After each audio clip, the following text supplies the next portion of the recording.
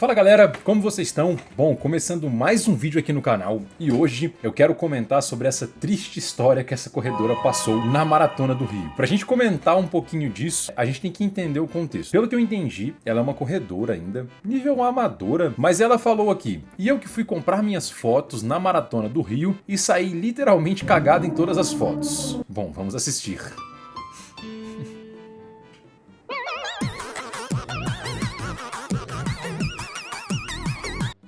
Realmente dá pra ver que ela tava cagada, né?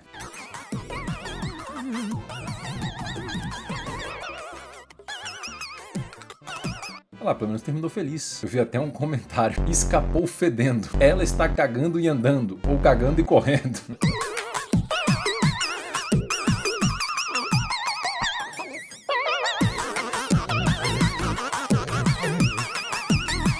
Bom, mas por que isso acontece, né?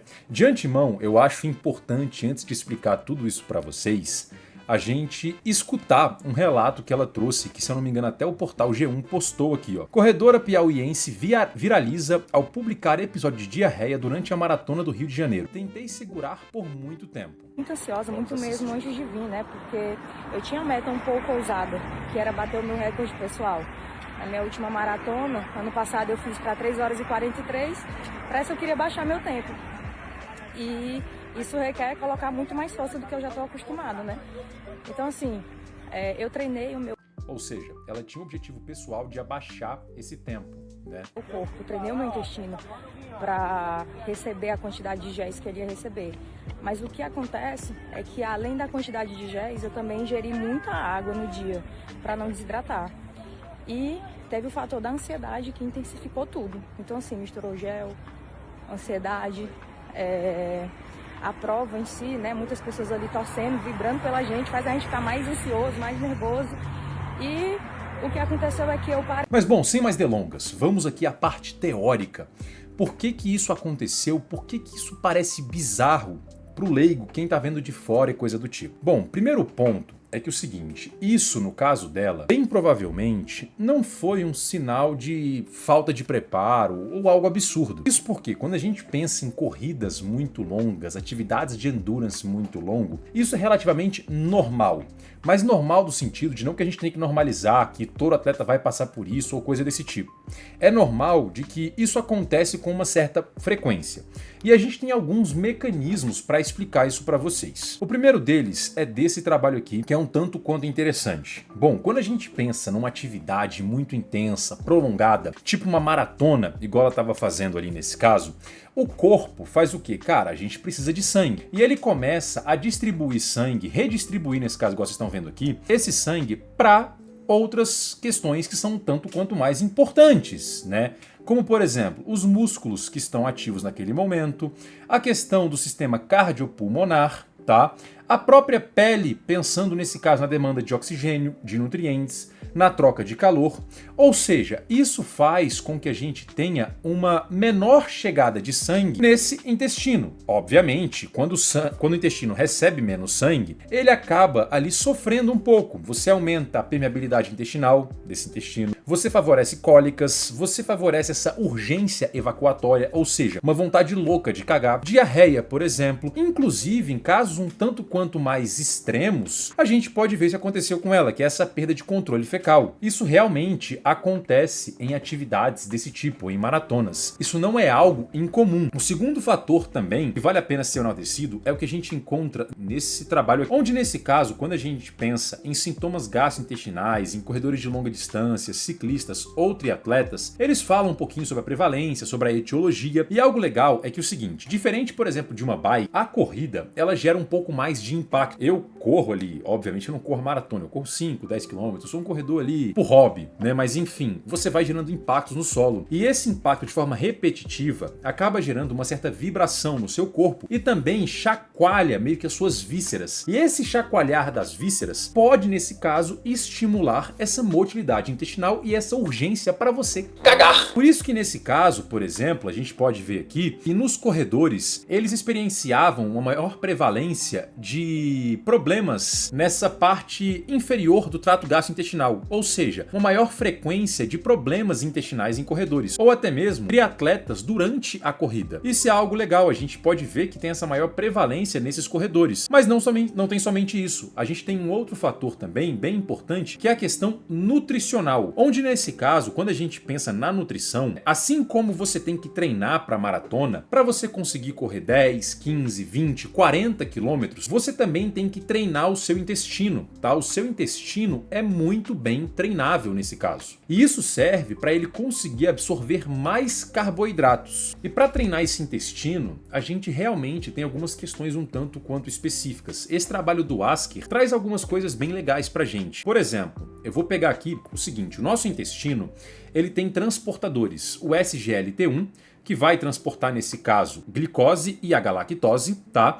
E a gente tem o GLUT5, que vai transportar a frutose. Só que nesse caso, o SGLT1, ele depende do transporte também de sódio, para que a gente consiga entrar com essa glicose aqui para o nosso plasma, tá? Depois de passar pelo enterócito. E a frutose, a mesma coisa. Ou seja, quando a gente pensa nesse contexto, é interessante que atletas de maratonas, endurance de forma geral, utilize múltiplos transportadores de carboidrato. E usar um transportador somente, tipo, vou colocar somente a glicose, vou sobrecarregar nesse caso só o SGLT1. Isso pode culminar, nesse caso, na diarreia, que a gente viu, entendeu? Aqui, ó, problemas gastrointestinais. E aí, quando você usa dois, você consegue aumentar a oxidação e também essa absorção, principalmente quando a gente passa de 60 gramas de carboidrato por hora para 90 ou até mesmo 120. Lembrando que 60 e 90 é o que a gente tem mais estudos, 120 é algo mais raro. Mas tá, Thales, como é que a gente treina esse intestino? Ele traz aqui um gráfico bem legal. É importante treinar esse intestino de forma semelhante ao que você faria na prova, por exemplo. Você vai fazer o seu treino de corrida depois de uma refeição, por exemplo, para treinar realmente ele conseguir lidar com esse volume nas atividades. Outra coisa também, você vai treinar esse intestino com um consumo alto de carboidratos durante esse intestino. Ou seja, você não vai chegar no dia da prova e vai tomar um gel sendo que você nunca tomou. Você tem que testar isso antes. Outra coisa, você tem que também fazer um aumento progressivo nesse consumo de carboidratos na sua dieta. E, obviamente, treinar também com grandes fluidos nesse intestino para treiná-lo. Isso é muito importante porque você consegue reduzir esses sintomas intestinais, de, por exemplo, utilidade intestinal, de desconforto e coisa do tipo, entendeu?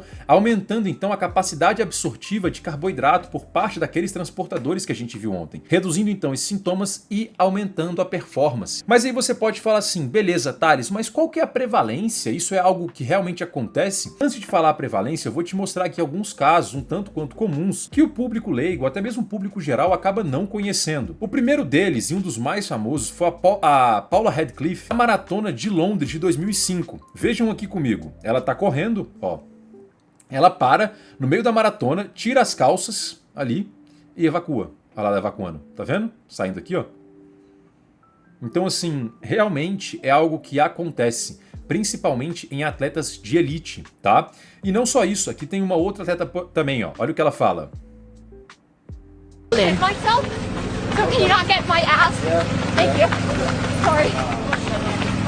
Ou seja, ela tá correndo, ela fala, eu acabei de me cagar, por favor não filme a minha bunda, obrigada. Ou seja, isso é algo que realmente acontece em esporte de endurance, tá? Não é algo ali incomum. Também tem essa atleta aqui, que é a Aline, que é uma atleta aí mais jovem, mas assim, muito promissora. Olha, ela colocou, quem me viu nesse momento achou que eu tava feliz porque tava terminando a corrida, e nem sonhava que eu tava inteira cagada. Isso realmente acontece, tá, pessoal? Às vezes acontece porque a pessoa errou no consumo de carboidratos, às vezes acontece, por exemplo, porque, enfim, consumiu demais ali naquela prova, consumiu muito líquido, não estava muito bem com esse intestino treinado, entendeu? Então isso realmente pode acontecer. Mas aí tem um ponto, tá, Thales, mas qual que é a prevalência disso? Aí que a gente se aprofunda um pouco. Primeiramente, quando a gente pensa nesse contexto, sintomas gastrointestinais são muito, mas muito comuns a atletas de endurance. Cerca de 30 a 90% dos corredores vão passar ali por algum problema intestinal, segundo esse trabalho aqui, por exemplo. E eles trazem aqui no caso uma tabela onde eles viram, ó, que eles colocam aqui os sintomas que aconteciam de forma ali até que frequente, 50% das corridas. Uma delas, por exemplo, é a diarreia, tá? Em indivíduos que são sintomáticos. Outros, por exemplo, que aconteciam bastante, constipação também acontece, bastante assim, né? Algo um tanto quanto mais raro, mas acontece. Outra que acontecia bastante, flatulências, ou seja, peidos mesmo, o cara se peidar enquanto ele corre. Mas a diarreia, percebam que é o mais comum, a diarreia, essas flatulências, mostrando que isso não é algo incomum no cenário do endurance e que muitos atletas vão passar realmente por isso. isso. Isso é algo legal porque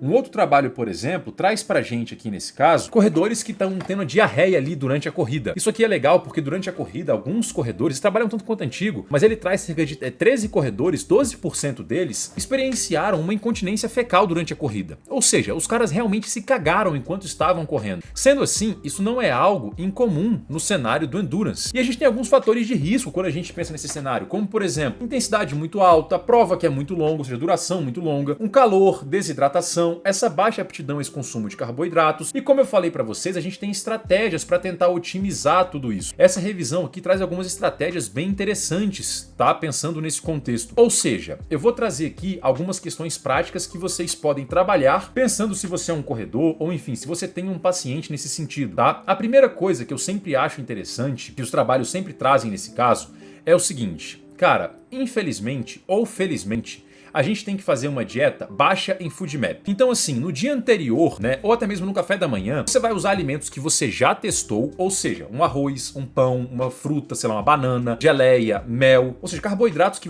esse atleta já tolera, ou que você já tolera e que você sente bem consumindo, e longe de FoodMaps, ou seja, sem fibras. Nesse caso, se o cara não se dá bem com lactose, com leite, você não vai colocar, por exemplo, entendeu? 3 a 4 horas antes dessa prova, você pode colocar ali um lanchinho um pouco mais pesado, mas antes da prova colocar um lanchinho mais leve para o cara não ficar ali tendo desconforto. E muitos atletas querem chegar na prova e tudo mais e já chegar ali, porra, eu vou colocar 60 a 90 gramas de carboidrato. Não, não é assim que você faz. Você tem que ir adaptando o seu intestino a essa tolerância. Não dá para você chegar de uma hora para outra assim. Ou seja, nos seus treinos você vai começar com 30 gramas por hora, depois 60 gramas. E nas proporções de 2:1 de glicose e frutose, ou até mesmo 1:1 de glicose e frutose, ou até mesmo proporções que a gente vê em dosagens maiores, tipo de 120 gramas, 0,8:1. Isso é algo bem interessante. Então assim, pensando num protocolo prático para você aqui, de 4 a 8 semanas antes da sua prova, treine o seu intestino nos longões, ou seja, fazendo o que a gente viu aqui nessa imagem. Isso vai ser algo muito interessante, definir quais géis você vai usar, quais bebidas, quais alimentos que vão entrar, qual que é a dose, o quanto de água. De 24 a 48 horas antes, reduz esses alimentos ricos em FoodMaps. Feijão, lentilha, brócolis, cebola, alho, excesso de salada, por exemplo, alimentos muito condimentados, muito gordurosos, tá? Isso é algo legal. Na manhã da prova, faz uma refeição simples, rica em carboidrato, baixa em gordura, coloca algo ali que você já tá habituado, que você testou antes. Durante, você vai fazer aquilo que você testou antes também. Um carboidrato planejado por hora, sei lá, 30, 60, 90 gramas por hora, com um pouco de água junto desses géis e ajustando isso. Se você nunca fez uma prova com carboidrato, ou então com gel, sei lá, que eles estão dando lá, você não pega o gel na prova, entendeu? Não consome esse carboidrato. Afinal, é mais importante você ter uma certeza do que você tá fazendo. E outra coisa, a cafeína é um suplemento muito bom, vale a pena a gente utilizar, porém tem que ser testado antes, tá? Você não pode chegar assim do nada e ir colocando uma cafeína, tá? A gente tem que testar isso, porque a cafeína em algumas pessoas pode aumentar essa motilidade intestinal, então é sempre bom você testar antes, nas doses de 3 até 6 miligramas por quilo. Mas enfim, comenta aqui se você sabia disso, se você já tinha visto isso aqui acontecer alguma vez, se é a primeira vez que você vê isso, que você vê uma pessoa literalmente cagada